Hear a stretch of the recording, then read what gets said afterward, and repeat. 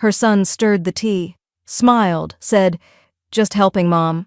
Hours later, Grace collapsed, heart racing, thoughts fogged, trust poisoned.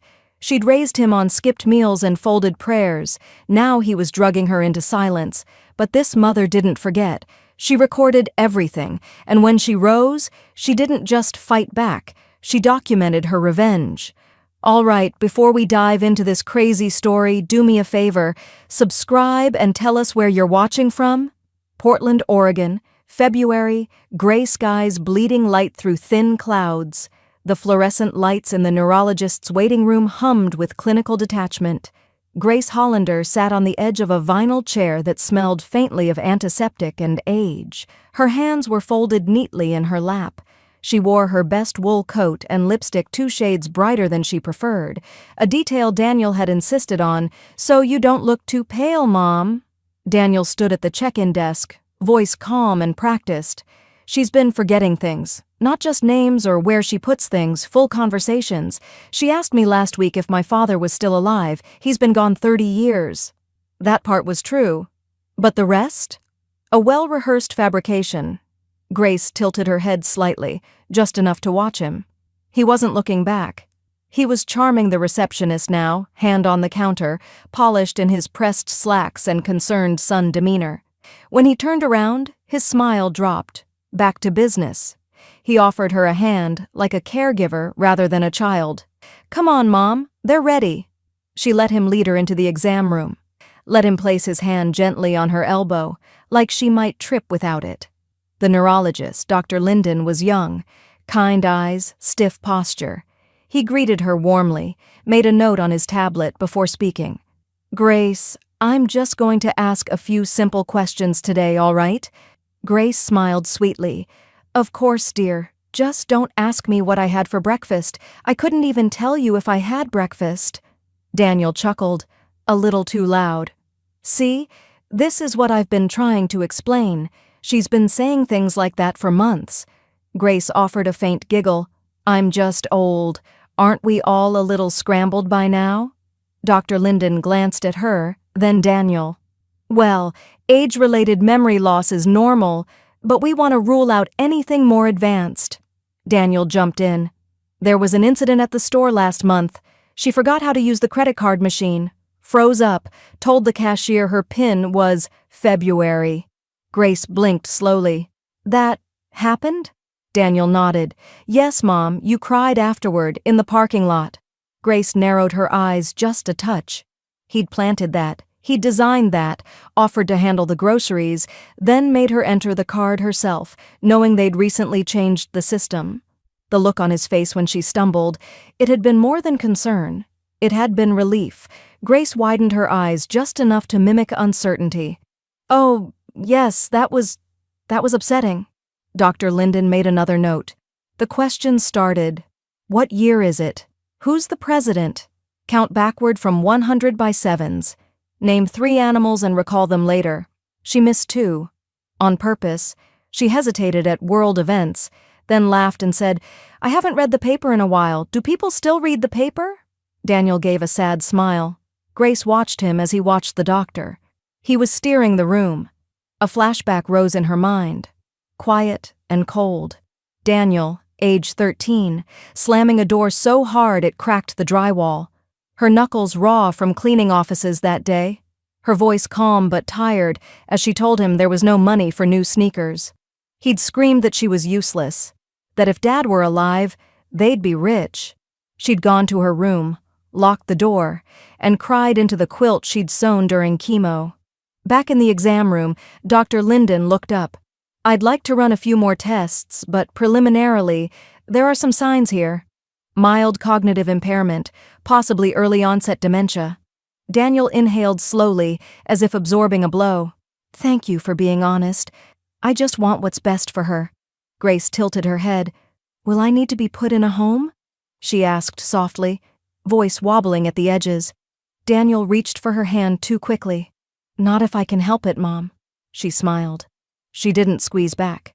Later, as she buckled herself into Daniel's car, she stared out the window at the passing streets of her own neighborhood, now cast in a new shadow. He thought she was forgetting.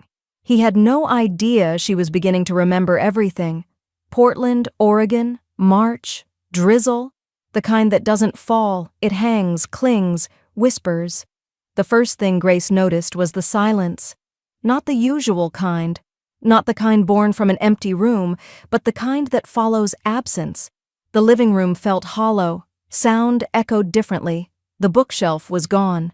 So was the quilted reading chair she'd stitched by hand after chemo. A low-grade panic tick, the base of her throat. "Daniel!"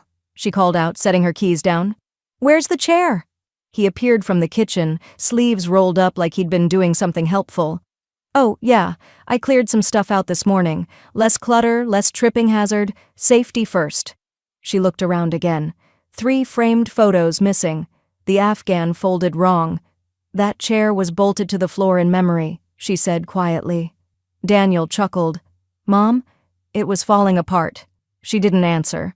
She sat down on the edge of the couch, at least the couch was still there, and stared at the now empty corner like she could will the armchair back into existence.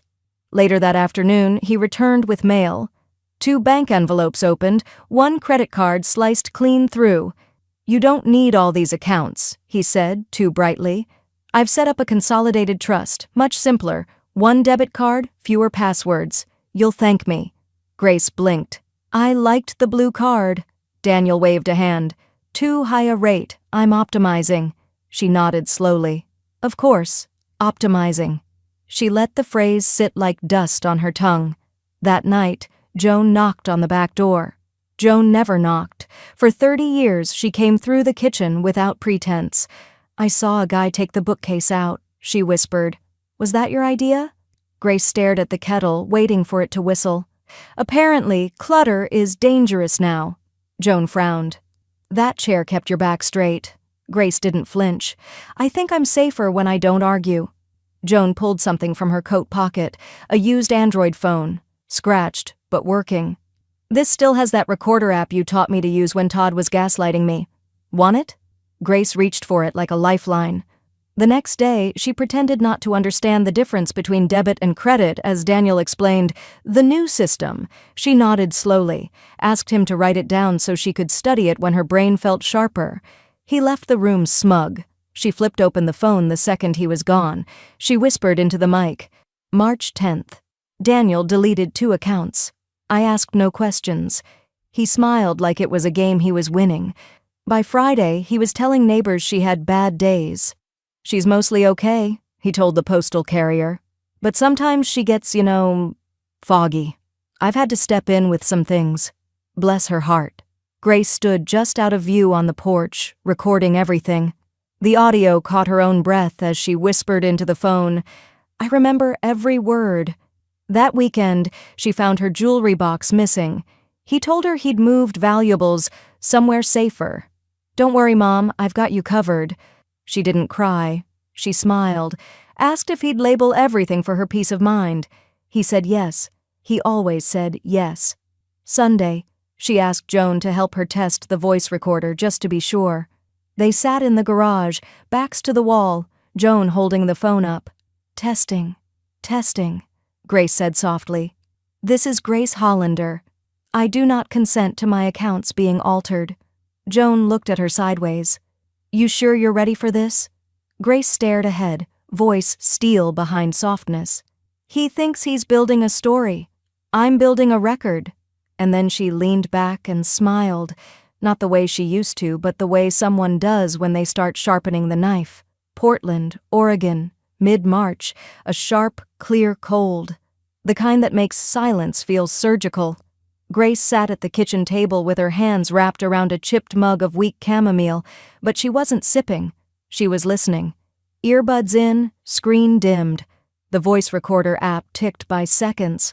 Daniel's voice spilled from the speaker. "Her short-term's shot," he was saying. "She asked me today if she'd eaten lunch, while still holding the empty plate." Click. "She needs support. The bank shouldn't be calling her for anything anymore." Click. "You should have everything routed through me. I'm her POA, and frankly, it's getting worse." Grace paused the recording. Her tea had gone cold. She copied the audio to a flash drive shaped like a cartoon cat, something she'd bought for a grandniece once and never mailed. Fitting. Things never sent. At the library, she wore a baseball cap and Joan's oversized raincoat. It hung like a tarp over her frame. The printer whirred out statements Daniel had assumed were gone. Joint accounts, closed without consent. Wire transfers, notes flagged urgent from his financial advisor. She signed the computer in under Joan's name. Not paranoia. Caution. Back home, she tucked the stack beneath the loose floorboard in the closet. Right next to her birth certificate and the emergency envelope labeled, "If found, delivered to Sadie, future." Her old attorney had gone and moved to Arizona. Something about sunshine and lower taxes. The new one had an office above a real estate agency and wouldn't take her calls, so she started hunting discreetly. Joan had a niece in law school. Grace made a note. Daniel knocked on the door later that week with two things: a plastic container of lukewarm lasagna and a set of car title transfer papers. "This is just to get things aligned in case anything happens," he said, tone light. "We don't want the DMV hassling you later, right?" She blinked, mouth parted like a broken hinge. "Car title? It's just a formality. You'll still use it, obviously." She squinted. Can I sign it in blue ink? I always liked blue." Daniel hesitated. "Sure. Whatever makes it easier." She fumbled the pen on purpose, signed in the wrong place, apologized, tried again, stared at her own name like it might walk off the page. After he left, she didn't sleep. She stared at the ceiling, arms folded over her chest, as if lying still would keep the house from slipping away inch by inch. The next morning, she followed a hunch. Daniel's stories didn't match. Some of her things had gone to storage, others had been donated, depending on which neighbor he was charming. But he was never consistent. He didn't think she'd notice. Grace remembered a forgotten utility bill from years ago, one that mentioned a unit he'd rented briefly after college. She looked it up. The storage facility still existed. She called and inquired, claimed she'd lost the key to her unit, gave his birth date. "For recovery," she said with syrupy apology. The young woman on the line paused, then offered to meet her with ID. 2 days later, Grace stood in front of Unit 217. The manager unlocked it. Inside, her missing bookshelf, the Afghan, her wedding photo album, the handmade quilt, her jewelry box unopened. Grace stood in the doorway, arms at her sides. "This isn't clutter," she said softly. "This is my life." She didn't touch anything, just pulled out the recorder, whispered the date and unit number, and snapped photos from 4 angles. Outside, the air was crisp. Birds chirped like they didn't know betrayal could sound like a child's voice. She texted Joan. "Found it. Everything." No reply, but she saw the typing bubbles flash. Back home, Daniel was in the kitchen, smiling. "Guess what? I scheduled your DMV visit next week. We'll have the new title sorted soon." Grace raised an eyebrow. "Oh, good. I forget sometimes." He nodded, smug. Grace walked to the sink and stared out the window, her face unreadable. She whispered, low and sure, "I remember more than you want me to." He didn't hear her, but the recorder in her cardigan pocket did. Portland, Oregon. Late March. The clouds hung low, like someone had pulled a dirty sheet across the sky. Grace opened the door to find a stranger on her porch. Buttoned windbreaker, clipboard, warm enough smile. Government-issued compassion. "Hi there," the woman said. "I'm Tanya, just doing a standard elder wellness visit." Grace blinked. "Elder? Your son contacted our office, said there've been some incidents, memory-related." Grace stepped aside slowly. "Come in. But I warn you, the only danger in this house is expired tea." Inside, Tanya made notes with cheerful efficiency. "Any falls recently? No. Confusion? Wandering? Only when I try to understand Twitter." Tanya chuckled. Grace watched her. Watched the way her eyes skimmed surfaces, stove knobs, rugs, loose cords. She wasn't a villain, just trained to look for chaos, not design. Before she left, Tanya offered a laminated pamphlet, What to Expect When Memory Changes. Grace accepted it, tucked it into a drawer she'd already labeled propaganda. When Daniel dropped by that evening, he didn't mention the visit, but he looked pleased. Grace made tea, quietly added a post-it to the inside of the cabinet, March 24th, Tanya from APS, scheduled by Daniel. Time, 3:15 p.m. She started building the paper trail. Doctor's appointments were logged in a new planner, dates, times, questions she'd asked, names she'd remembered without prompts. Each page initialed by Joan, who arrived daily now under the guise of lunch chats. Together, they organized a binder labeled Medical Truth. Joan printed receipts from Grace's prescriptions, charted her blood pressure, and witnessed her doing daily crossword puzzles. Grace called it her proof of mind. Joan called it ammo. It wasn't long before she heard about Sadie. Joan's niece had passed the bar last year and already developed a reputation for slicing through bureaucracy like butter. Grace requested a meeting, not at her house, but at the coffee shop near the old library, the one with the drafty windows and antique globe in the corner. Sadie arrived wearing boots that thudded and a coat that swished like authority. She ordered black coffee, no cream, no sugar, sat down, opened a yellow notepad. "You're Grace," she said. Not a question. Grace nodded. "Tell me what he's done." Grace didn't dramatize. She didn't cry. She listed, methodically, calmly, clearly. When she finished, Sadie tapped the pen once, then looked up. "I believe you," she said. "More importantly, I know exactly what to do." Grace exhaled. The relief was cold and sharp, like inhaling winter air. Sadie laid out a strategy: evidence chains, testimonial affidavits, contested POA. She'd seen these cases before, but never this elegant, she said, nodding to the binder Grace had brought. That night, Grace placed a fresh notebook on her nightstand. On the inside cover, she wrote, "Grace Hollander, daily mental clarity, log witnessed by Joan L. McKinney, neighbor, retired schoolteacher." She made an entry, March 25th, did word game, recalled all 3 grocery items, recognized Rachel Maddow, still know all 4 digits of Daniel's social security. The next day, Daniel arrived with a clipboard of his own. "This is Mary Beth," he said, stepping aside to reveal a petite woman with a nurse's badge and a well-practiced expression. "She's going to help out a bit. Just keep an eye on things. Light duties." Grace smiled, tilted her head. "Like a sitter?" she asked. "Like a care companion," Daniel corrected. Mary Beth walked the perimeter of the living room slowly, eyes scanning, hands folded. Later that afternoon, when Daniel had gone to run errands, Grace offered Mary Beth a cup of coffee. "I already made one," Grace said. "Black, no cream, like your file said." Mary Beth raised an eyebrow. "You read my intake file?" Grace smiled. "You were late. I had time." Mary Beth hesitated, then leaned in slightly. "I'm not supposed to say this," she whispered, "but he requested daily logs on your confusion points. That's not normal for care support." Grace didn't flinch. "Did he mention I knit? Because I'm going to need some yarn." Mary Beth tilted her head. "Why?"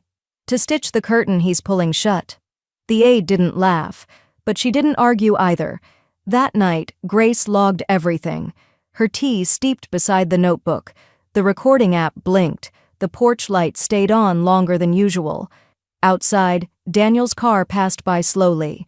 Inside, Grace picked up her pen, steady as ever, and wrote, "He's watching.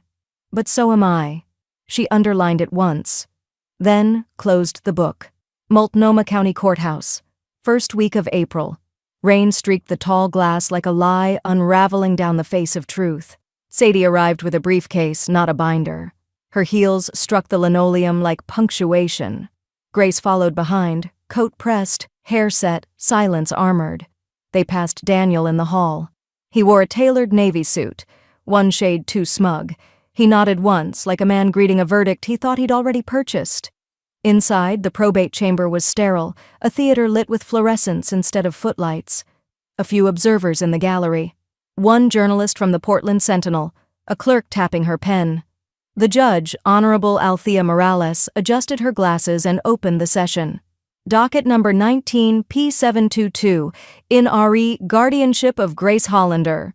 Grace sat calmly beside Sadie. Daniel perched at the opposite table, flanked by a doughy, underprepared attorney who kept wiping his glasses with the same napkin he sneezed into. Sadie rose first. "Your Honor," she said, voice low and razor-thin. Before we address the proposed guardianship, the petitioner's capacity must be evaluated objectively, not through hearsay, not through family mythology, through truth. She slid an envelope across the table. We subpoenaed the petitioner's emails and financial correspondence. Exhibit A. Judge Morales opened the folder slowly.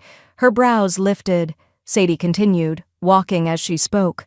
The emails between Mr. Daniel Hollander and Mr. Victor Kellner, financial advisor, formerly employed at Wakefield and Sons, show coordination of a fraudulent narrative. Click, click. A screen lit up behind her. Highlighted lines flickered. Push the dementia angle harder.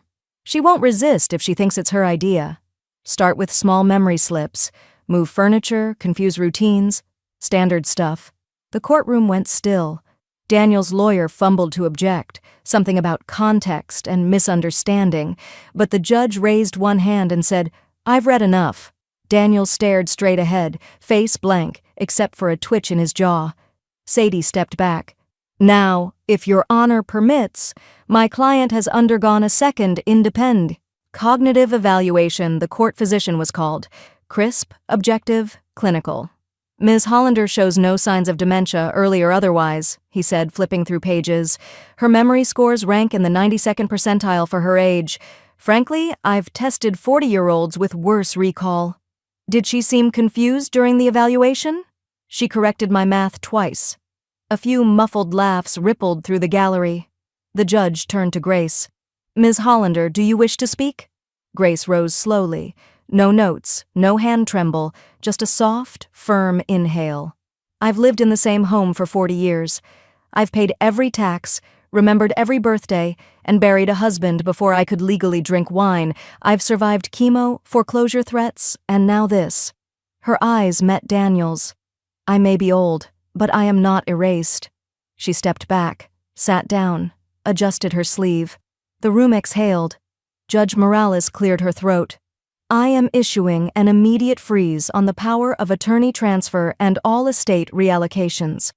A 30-day independent investigation will commence. If I find further evidence of coercion or financial misconduct, formal charges may follow."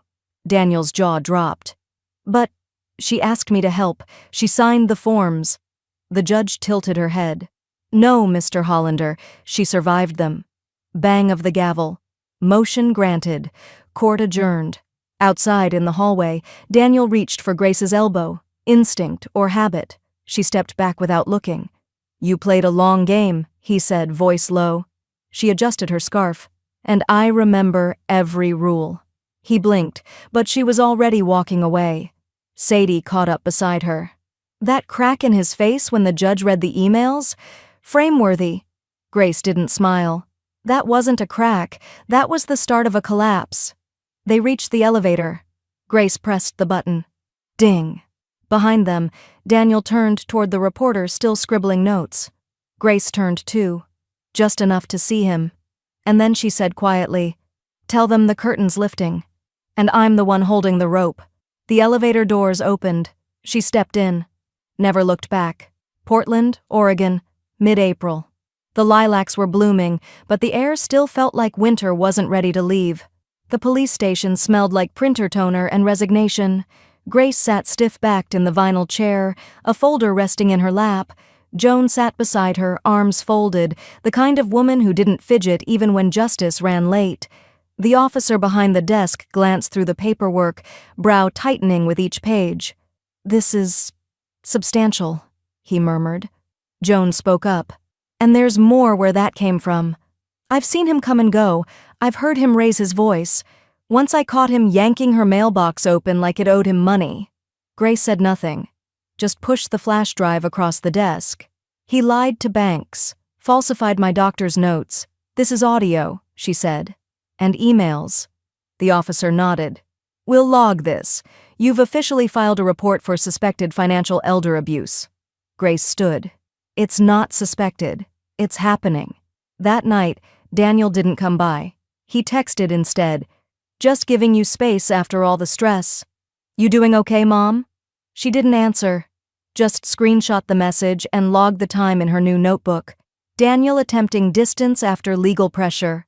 Pattern, retreat, then reframe. From then on, every interaction was captured. Phone on the table, recorder on her person, mirror above the microwave angled just enough to reflect the front door. Daniel didn't come in anymore. He waited on the porch, smiling too wide, holding grocery bags like offerings. She accepted nothing. She wasn't just documenting now, she was broadcasting limits. Still, some nights, she remembered when she used to pack his lunch at 5 a.m., bologna, mustard, and notes folded into napkins. You're smart. You're strong. You're everything I wasn't allowed to be. But love had been currency, and she'd been robbed. Flashback. Grace, 32, working nights at a bottling plant. Daniel, 14, sleeping in the break room on a blanket behind the vending machines. She'd slipped him her sandwich once, stomach aching through dawn. He wanted out of their tiny apartment so badly. She let him believe college would make him different.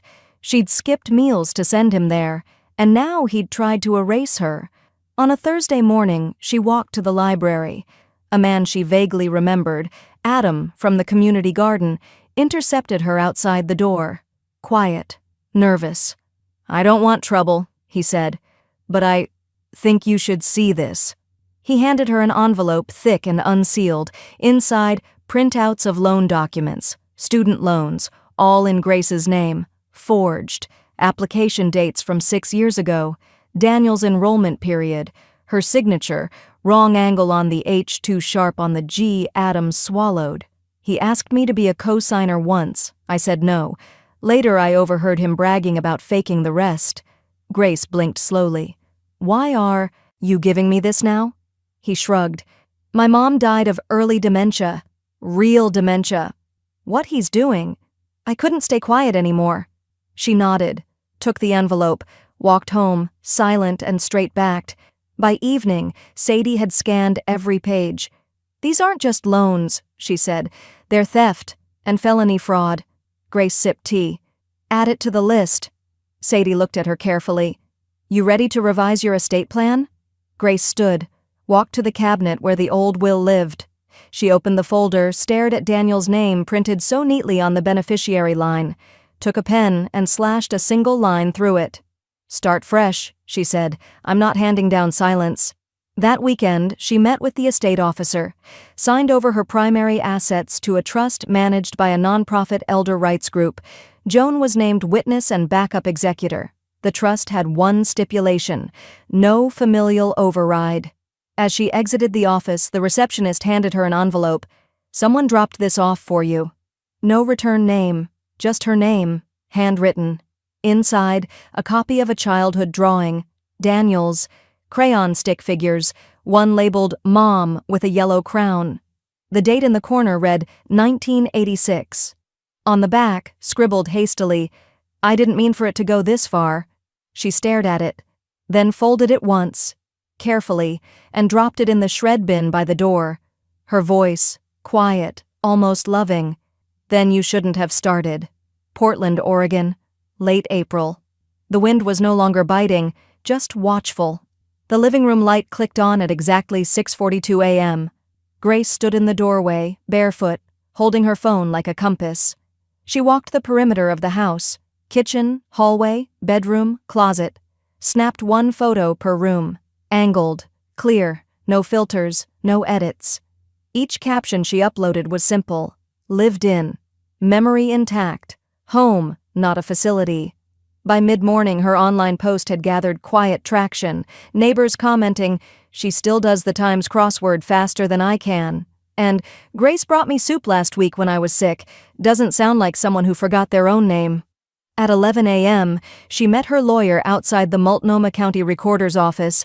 The building was gray, blocky, like something designed to outlive emotion. Sadie handed her a clipboard. "Revocation of joint ownership rights," she said, "filed under Oregon Revised Statute 93.730. This is yours now, solely."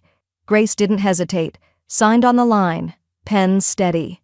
"This house remembers me," she said. "Now it's legal." That night, Joan brought over lasagna. "You got mail?" she added casually, handing over a fat envelope from Grace's home insurance company. Grace opened it.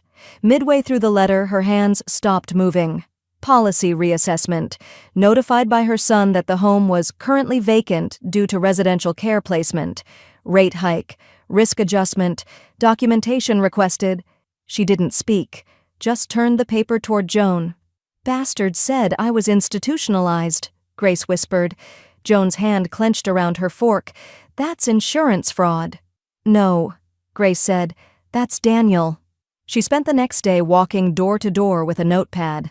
Neighbors she'd known for decades invited her in, made tea, signed without hesitation. 11 affidavits, each attesting she lived independently, cooked her own meals, took her trash out on schedule, even yelled at the squirrels with perfect clarity. Sadie bundled them into a packet and smiled. "This isn't just character support, it's evidence. Daniel doesn't realize you're building a trial before the trial." That evening, Grace did one final walk-through. She placed a rose in a chipped vase by the window, opened her curtains wide, lit a candle in the kitchen, sat at the dining table and posed, just for a moment, looking directly at the camera. Caption, "No one institutionalized here, just a woman with receipts." The post went quiet for hours. Then, a knock. Daniel. Suit jacket too crisp, smile twitching at the edges. He didn't wait for an invitation, just stepped into the doorway like he'd paid rent on her air. "Can we talk?" he said. Grace didn't answer, just stared, cold, polite. "I get it. You're upset. But this whole public crusade thing, you're making it ugly." Grace stepped forward. She was smaller than him, thinner now. But when she looked up, the room shrank around him. "You haven't even seen ugly yet," she said. Daniel's smile vanished. "You're not thinking clearly," he snapped. This obsession, it's damaging. It's not just you anymore. People are asking questions. I could lose everything." "Good," she said. "That means I'm close." He started to speak again, but the recorder on her side table blinked to life.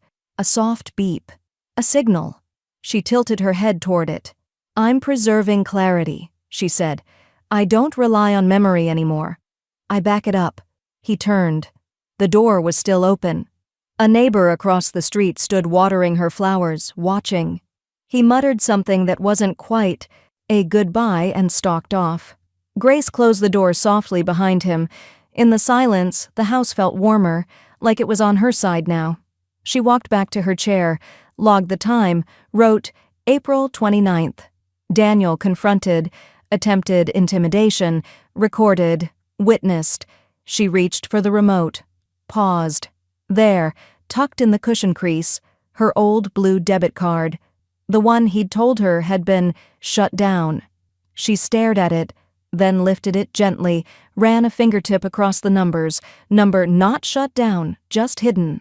She stood, grabbed her coat, and whispered to the room, time to see what else he buried. Portland, Oregon. Early May. Spring, finally serious about staying, but in courtroom 4A, the air was still winter. Grace Hollander sat in the petitioner's chair with her spine so straight it looked carved. Her gray blouse was neatly pressed, a thin chain at her throat, a binder balanced perfectly across her lap. Next to her, Sadie clicked her pen once, then stopped. Everything was ready. Across the room, Daniel's attorney, Carl Nesbitt, cleared his throat and stood with the solemnity of someone trying to sell humility as strategy.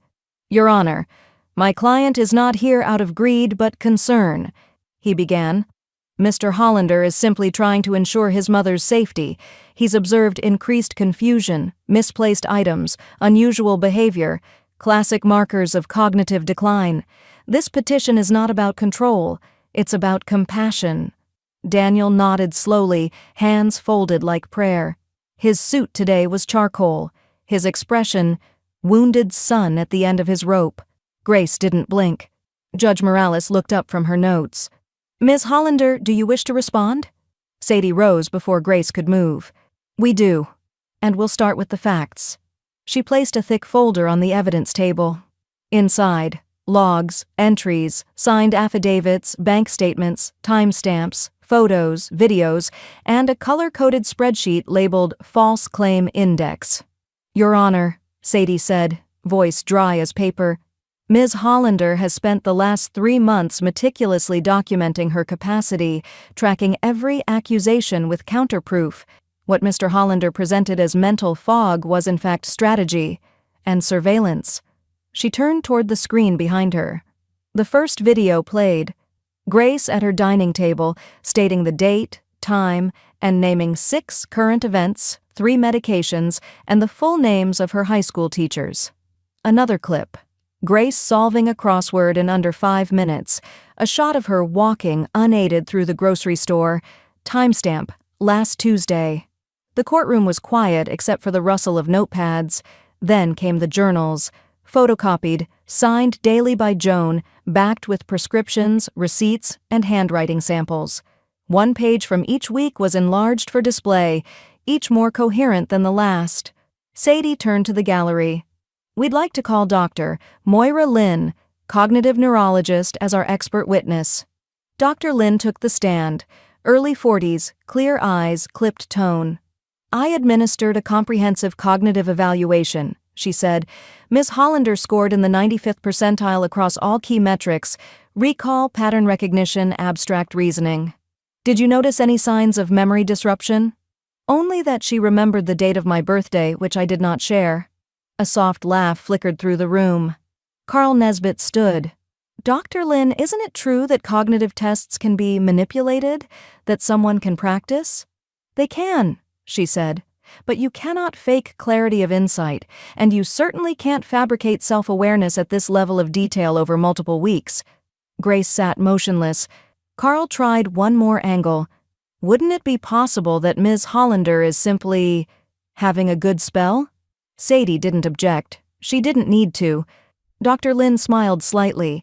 If this is a good spell, I'd like to prescribe it to half my patients. The judge leaned forward. Mr. Hollander, she said, would you like to add anything? Daniel stood, then hesitated. Sweat glistened at his collar. I just wanted to help, he murmured. She asked me to take over things.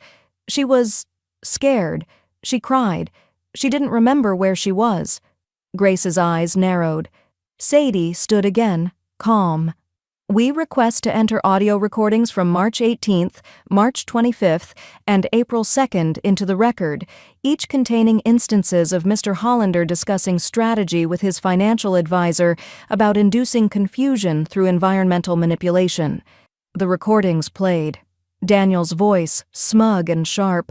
She thinks she forgot it herself. Perfect. Slip the new pill in at night, she won't notice. Judge Morales closed the folder. I will render a formal decision within 7 days. Until then, the guardianship petition is on hold, and Mr. Hollander is not to engage in financial or medical matters regarding his mother. Daniel opened his mouth.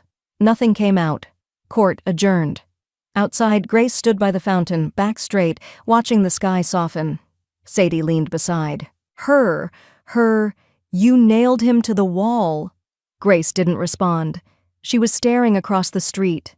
Daniel, on the phone, pacing, face red, gesturing wildly, panicked, a predator without his leash. She smiled to herself, then whispered to Sadie, he's running out of lies.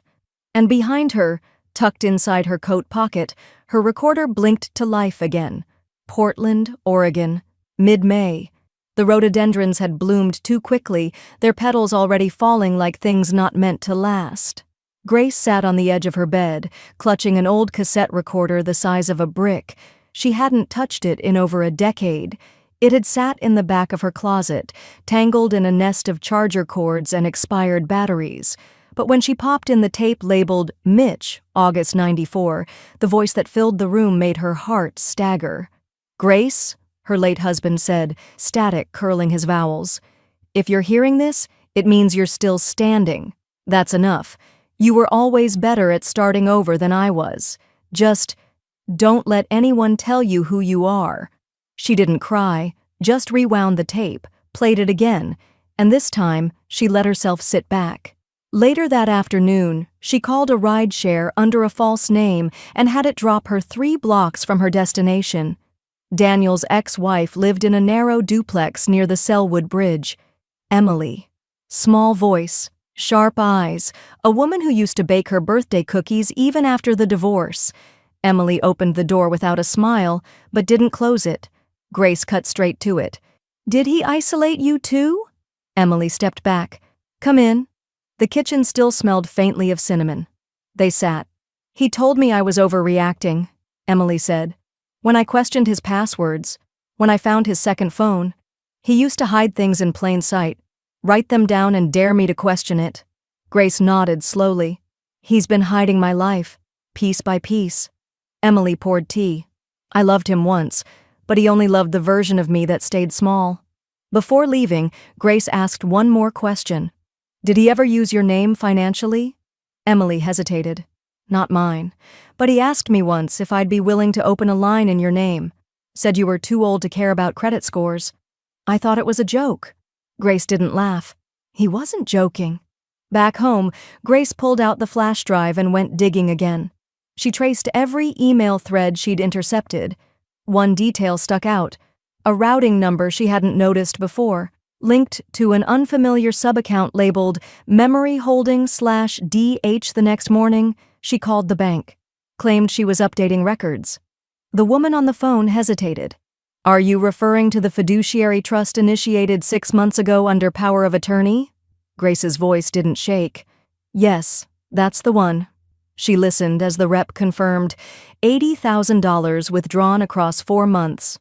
Allocation, investment holdings, private tuition reimbursement, and offshore protection insurance. Grace's breath caught. Tuition? For whom? She thanked the woman, hung up, and wrote one word across her notepad in block letters: theft. Sadie met her that evening at the house. Grace handed her the documentation, annotated with dates, account trails, and flagged items. Sadie's jaw tightened.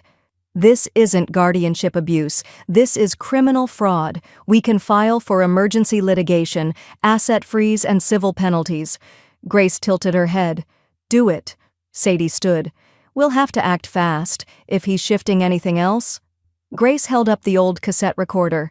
"He started shifting the minute Mitch died. I just didn't know what to call it yet." As Sadie left, Grace sat down at the desk in her sunroom. The light had softened. A long, golden streak cut across the hardwood floor. She opened her laptop, clicked into a blank document labeled Affidavit, Grace Hollander, Truths I Wasn't Supposed to Know. She typed, "He told them I was gone, but he was the one who disappeared first.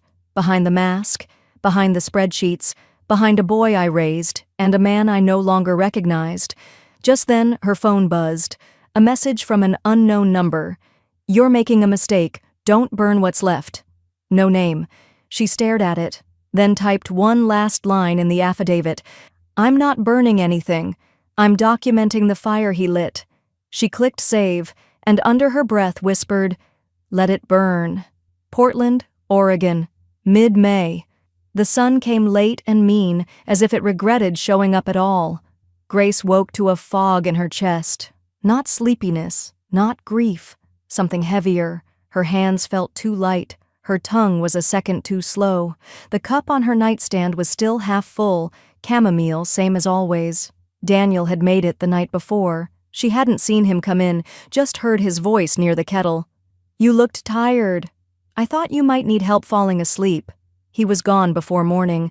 By noon, Joan noticed her slurring. "Are you drunk?" Joan asked, half joking, half panicked. Grace tried to answer.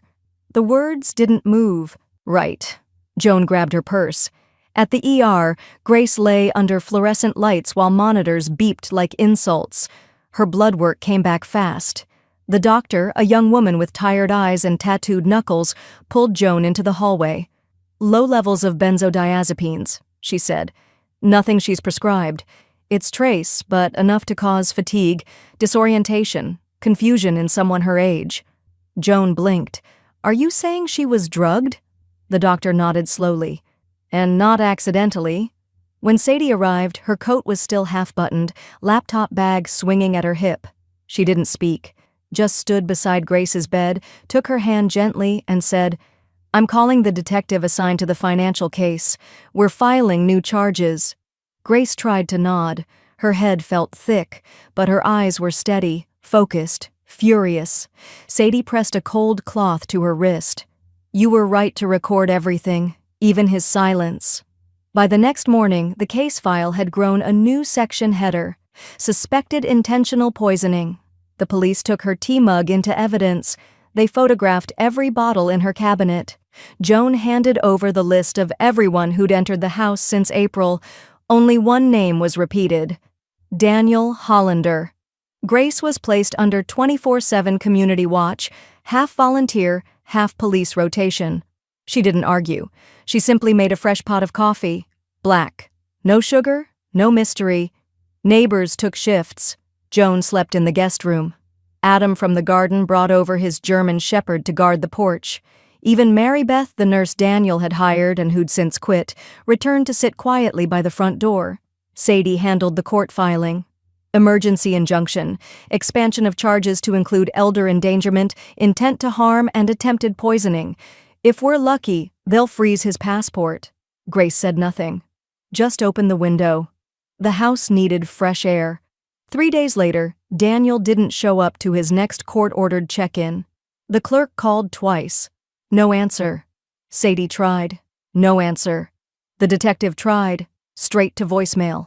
By day 4, he was officially listed as a fugitive under investigation. Grace read the report on her front porch, lips tight, breath calm. Then she folded the paper and tucked it under her mug. He's not gone, she said softly. Joan glanced up. How do you know? Because men like him never run without a plan. He's not afraid of justice. He's afraid of exposure. That night, Grace sat by the window with the recorder in her lap. She hit record and whispered, May 19th, hospital confirmed sedatives. Police involved, Daniel missing, but I am not. She leaned back, listened to the hum of the fridge, the bark of a dog down the street. Then her landline rang. She let it ring twice before answering. Silence. Then a voice, warped by distance or intent. I didn't mean for you to end up in a hospital. She recognized it. Daniel. Don't do this, he added. Please, let's stop here. I'll disappear. No more lies, no more damage. She didn't speak, didn't hang up, just slowly reached toward the recorder and pressed stop. Then whispered, You already disappeared, Daniel. I'm just collecting the receipts. Portland, Oregon, late May. The sun had finally committed to being warm, but Grace wore her coat anyway. The courthouse air still bit at the skin. The assessment was held in a state-certified facility on the east side. White walls, glass doors, nothing to hide and nowhere to rest. The room was spare. 2 chairs, 1 desk, a single sheet of paper with a set of numbers and a small stack of blank cards. Dr. Avril Singh, appointed by the state, tapped her pen lightly. Ms. Hollander, we'll begin now. No devices, no support, just you. Grace nodded once. Just me. It started with sequences, numbers, colors, reversed patterns, then logic tests followed by recall. She was asked to retell stories, identify contradictions, even interpret abstract metaphors. Grace answered every question with clipped clarity. Her hands didn't shake, her voice didn't wobble. She corrected a typo in one prompt. By the end, doctor. Singh lowered her pen. I've never had a patient request harder questions halfway through, she said. Grace just smiled. I'm very tired of being underestimated. Back at the courthouse that afternoon, the hearing began without Daniel. Again. His seat sat empty. Gray folder unopened beside it. The bailiff gave the judge a subtle shake of the head. No call. No show. Judge Morales sighed, sharp and deliberate. Let the record reflect that Daniel Hollander has violated terms of his release and failed to appear for a 3rd mandatory hearing. Effective immediately, a bench warrant is issued for arrest on charges of financial fraud, elder abuse, and attempted poisoning. There was no dramatic gasp, just the heavy rhythm of justice moving forward. Sadie rose. We now formally request full legal restoration of Ms. Hollander's independent status, medical, financial, and custodial. As per state ruling guidelines, we've submitted updated evaluations, affidavits, and verified documentation. Judge Morales reviewed the file silently for a long moment. Then, petition granted. All prior powers of attorney are void. Ms. Hollander's rights are reinstated in full, retroactive to February 10th. Grace closed her eyes, not because she doubted the outcome, but because that was the date Daniel first called her confused. Outside, cameras waited. Not many, just a local CBS affiliate, a blog journalist, and a student from Portland State working on a project titled Modern Matriarchs: Resilience in the Face of Control. Grace stepped out beside Sadie, who gave a subtle nod. One mic was extended. "Ms. Hollander," a reporter said, "how does it feel to win this case?" Grace didn't smile. This wasn't a case. It was a reclamation. "Do you have a message for others going through similar family conflicts?" She turned, looked straight into the lens. "If someone tells you you're losing your mind, check the locks on your accounts. If they say you're confused, write everything down. And if they try to erase you, remind them that memory has teeth." The story aired that night. By morning, her phone buzzed with messages: former colleagues, distant relatives, strangers from 3 time zones away. One text, unsigned: "My mother went through the same thing. She didn't survive it. You did. Thank you." Grace stared at it longer than the others. A week later, she stood at the front of a packed auditorium. The Oregon Elder Justice Initiative had invited her to open their spring summit. A small plaque sat on the podium: Grace Hollander, survivor, advocate, record keeper. She didn't bring notes, didn't need to. Instead, she held up a small flash drive, the same one shaped like a cartoon cat. A murmur ran through the crowd. "This," she said, "is how I saved myself. Not in fire, in files, not with yelling, with timestamps. Don't underestimate silence. It has teeth, too." Applause. Sadie clapped from the front row. Joan dabbed her eyes with a tissue embroidered with daisies. That night, back at home, Grace poured herself a glass of iced tea and watched the sun bleed gold over the porch railing. Then her phone buzzed. Voicemail. Blocked number. She hesitated, then hit play. The voice was low, breathless. "You may have won the court, Mom, but you don't know everything. You never did." She listened twice, then opened her notebook and wrote, "May 31st. Daniel's voice, still hiding, still wrong."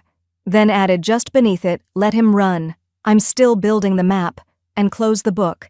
Portland, Oregon, early June.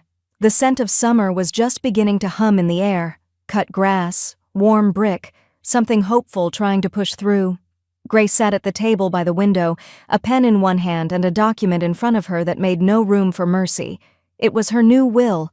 No lawyers speaking in circles, no soft disclaimers, just Sadie sitting across from her with a single line drawn in bold across the top: "Beneficiaries, updated and final."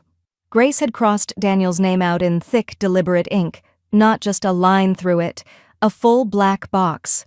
His name vanished like a lie retracted too late.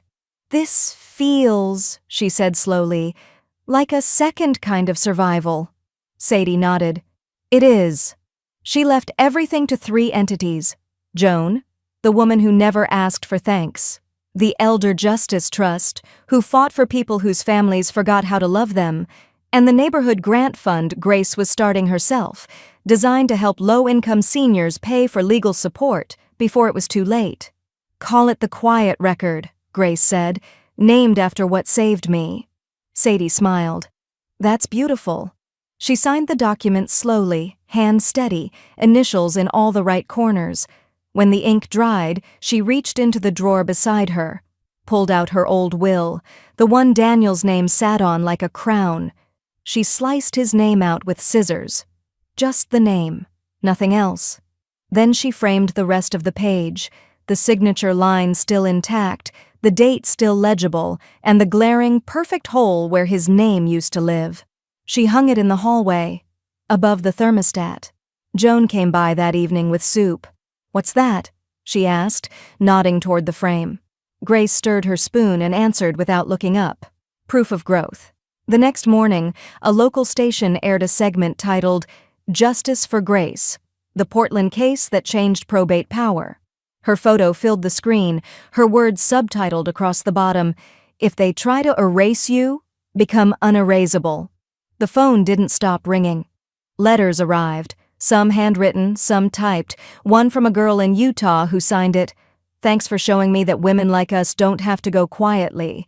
On Wednesday, Sadie brought a bottle of cider. "To signings," she said. "To endings," Grace corrected. "And better beginnings."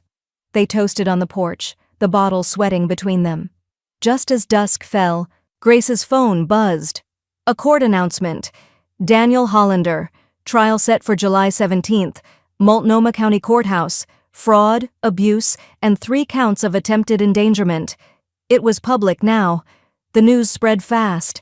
A neighbor came by to drop off zucchini bread, whispering, "Saw it online. We're rooting for you." Grace nodded once. It's not about rooting anymore. It's about record.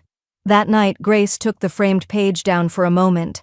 She slipped the square of paper with Daniel's name, the one she had cut out, into a box, a fireproof one, labeled it unclaimed, and then she sat back down at her desk, opened a new tab on her laptop, typed Quiet Record Legal Grant Application, Pilot Phase Eligibility, Oregon residents aged 65 plus requirement, suspicion of legal or financial control without consent.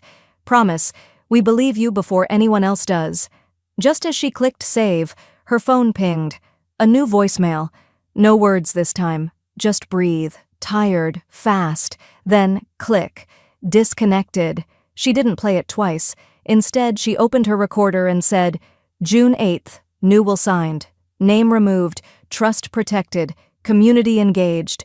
Daniel's voice is now background noise. She hit stop. Then stood, turned off the light, and let the house sit with her silence. Not emptiness, not fear, just clarity, framed in every room. Portland, Oregon, July 17th. A heatwave clung to the city like a dare. Outside the Multnomah County Courthouse, the air shimmered. Inside, the temperature was set to 68 degrees, but no one felt cool. The courtroom buzzed, whispers, heels on tile, cameras flashing before being ushered out. The gallery was full. Grace entered in navy, clean lines, no ornamentation, her hair pinned back. She moved slowly, deliberately, not out of weakness but control. Joan walked beside her. Sadie followed with a portfolio hugged tight to her chest like a blade she meant to draw at the right moment. Daniel was already seated at the defendant's table. He looked thinner, suit less crisp. A bead of sweat crawled down his neck. His attorney, a lean man with practiced neutrality, barely glanced at Grace. Judge Morales took her seat. State of Oregon versus Daniel Hollander. Charges: financial elder fraud, medical coercion, attempted poisoning. Daniel's lawyer opened with a sigh dressed as compassion. There was no malice. My client misunderstood boundaries while trying to protect his aging mother. His actions were misguided, not malicious. He glanced at the jury. Grace didn't flinch. Sadie stood. Let's call it what it was, not a misunderstanding. A strategy she called Grace first. Grace walked to the stand, swore in, and faced 12 strangers like they were the last lock she had to pick.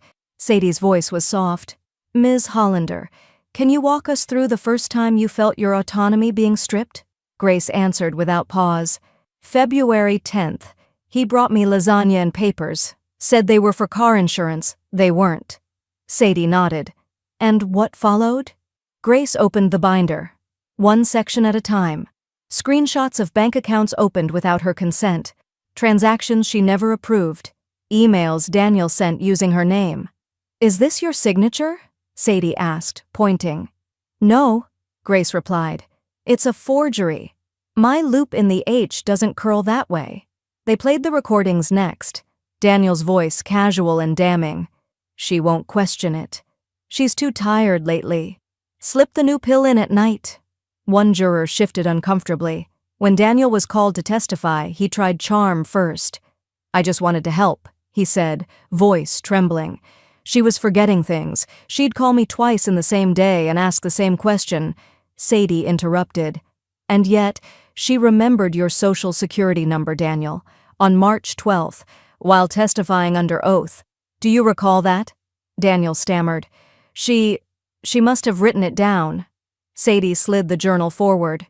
Daily entries, cross-verified, time-stamped.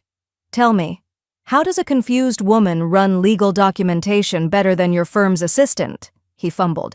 "I didn't mean to—" "You meant to benefit," Sadie snapped. "You meant to silence." The gallery murmured. The judge called for order. Later, Dr. Lin returned to the stand. Calm, clipped. She showed no signs of decline, but her environment showed manipulation. The final moment came when Sadie held up Grace's framed will, the one with Daniel's name removed.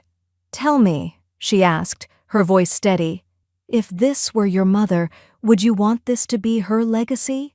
Daniel didn't answer. He looked down. He didn't look up again. The jury deliberated for under 3 hours. They returned with a unanimous verdict: guilty on all counts.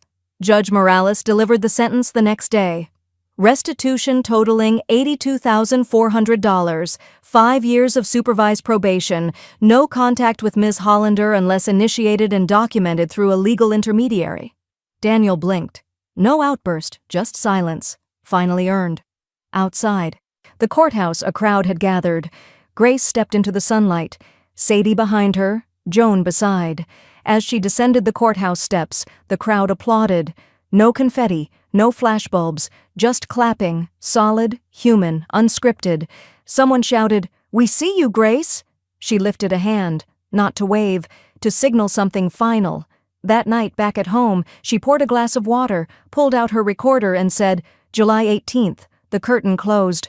But I stayed standing, still remembering, still me. Then she turned off the recorder, and for the first time in months, she slept with the door open. Portland, Oregon, late July. The fire season came early, skies ambered by smoke, heat rolled through the valley like warning. Grace sat in the reading nook, the only room with no electronics. Just a rotary fan in the window and a small pile of letters on her lap. One envelope stood out, thick, expensive, embossed with gold leaf, from a New York publishing house. She opened it, read twice, then once more, aloud, "We would be honored to offer you a memoir contract." Working title? The Memory They Feared, advance attached. She didn't smile, just reached for her tea, blew across the surface and whispered, "They should have feared it." 3 weeks later, Powell's Books in downtown Portland filled to the walls, folding chairs packed, windows fogged with breath. Grace stood at the front wearing soft gray, the color of storms long past. Her voice cut clean through the hum. "They said I was forgetting. I was not. I remembered everything, just waited for the world to catch up." Applause. Then stillness again, like everyone in the room leaned forward in the same breath. She read from the prologue. "When they tried to erase me, I wrote in ink. When they blurred the truth, I filed the footage. When they lied, I time-stamped it." Afterward, the line stretched past the coffee bar, people holding books. Some held folded letters, others just held silence, needing no words. Near the end of the line stood a girl in a denim jacket, no older than 20, quiet, nervous. When it was her turn, she didn't hand over a book, just said, "I'm Dana, Daniel's daughter." Grace looked up. The girl's eyes were familiar, except softer, unsure. "I'm sorry," Dana said, "for all of it. He told me you weren't well, that you wanted to forget. I didn't question it. I wish I had." Grace took her hand gently. "Now you know what questions are worth." Dana nodded. "I want to do better." "You already are," Grace replied. She watched her walk away, one burden lighter. That night, Grace lit a fire in her backyard pit. The evening was dry, still. Joan stood nearby, holding 2 mugs of cider, one for sipping, one for toasting. Grace knelt slowly and opened a manila folder. Inside, the forged version of her will. Daniel's handiwork, fabricated initials, clipped language, dates that didn't align. She fed it into the flame, page by page, watched the lies curl, crack, and crumble. Joan clinked her mug against Grace's. "To ashes." Grace lifted hers in return. "To memory." The next morning, she met with Sadie at the bank. They signed the founding documents for the Mitch Hollander Scholarship Fund, designed for students raised by single parents, those who skipped meals to make futures possible. "Your husband would be proud," Sadie said. Grace tapped the final signature. "He already was. He just didn't live long enough to see how far I'd go." The scholarship announcement went public that evening. Grace didn't attend the press event. Instead, she returned to her sunroom, opened a fresh notebook labeled Next. Inside, she wrote the first line. I remember everything they tried to take from me, and now I choose what stays. She paused, then walked to the mantel where her recorder still lived. She pressed it once, just once, and said, July 29th, Legacy reclaimed. Lies returned to sender. The book begins now. As she clicked stop, a faint ping echoed from her phone. One new email, no sender listed. Subject, you win, but you don't know everything. She didn't open it, just deleted it, then backed up her entire hard drive to 3 places and walked outside, barefoot, into the cooling dusk. The stars had started to show themselves, quiet, sharp, permanent. Portland, Oregon, early August. The new house sat at the end of a quiet street lined with maples, their leaves just beginning to flirt with gold. Grace chose it herself. 1 floor, no stairs, with a porch wide enough for silence and 2 chairs. Inside, the walls were soft green. Books lined every shelf. Art, real art, hung in imperfect rows. Watercolors by local hands, oil paintings bought in cafes, a charcoal sketch of a woman standing alone beneath a bridge. Grace unpacked slowly. She brought only what mattered. A ceramic mug with a chip on the rim, a photo of Mitch grinning in flannel, her recorder, and a locked leather journal, spine embossed in gold. Everything I remember. Every night she added 1 entry, not just facts, feelings, textures, sounds, the smell of hospital antiseptic, the scrape of Daniel's voice when he lied, the softness of Dana's apology, memory, preserved on her own terms. She never wrote his name, not anymore. Mid-month, she was told to come to the community center for a routine insurance review. She raised 1 eyebrow, but played along. When she walked in, the lights flicked on. Surprise! Joan was in front, holding a banner that read, Grace Hollander, 75 and unshakable. Sadie brought a lemon cake with a quote in blue frosting, If they try to erase you, outright them. There were neighbors, former nurses, bookstore clerks, the barista who once saw her stand firm when Daniel tried to pay for her coffee. Even the mayor's assistant showed up with a citation for advocacy in elder justice and narrative sovereignty. Grace blinked. That's not a real phrase, she muttered. Sadie grinned. It is now. Later, as they passed around cider and someone played soft guitar, a girl approached. Maybe 20, maybe less. Her hands trembled as she handed Grace a folded note. I read your book, she whispered. I'm going through something. I haven't told anyone yet. Grace looked her in the eyes, calm, knowing, fierce. Don't let them narrate you, she said. Write it down, say it aloud, prove it with ink, or timestamps, or memory, but don't let them steal your voice and call it kindness. The girl nodded, lip trembling. Grace hugged her once, short and sure. Start tonight. That evening, she returned home alone. Joan would come by tomorrow with zucchini soup. Sadie had promised to fix the Wi-Fi, though Grace didn't care whether it worked or not. When she checked her mail, 1 postcard sat waiting. No stamp, no return address, just her name in lowercase letters. The back was blank. She stood in her kitchen, held it to the light, then fed it to the stove flame without reading a word. It curled inward and disappeared. The next morning, Grace sat on her porch with Joan beside her. Both wore sandals. Both had glasses of chilled water sweating in the August sun. Birds made a racket in the trees. Somewhere down the block, a child was learning how to whistle. A wind chime clinked in half notes. Joan nudged her. You okay? Grace nodded. Better than okay. They sat in quiet for a long while, until the breeze shifted and Joan asked softly, You ever think about him? Grace didn't answer at first, just looked out at the world. My mind is sharp, she said at last. My name is mine. She leaned back in her chair. And my son? She smiled.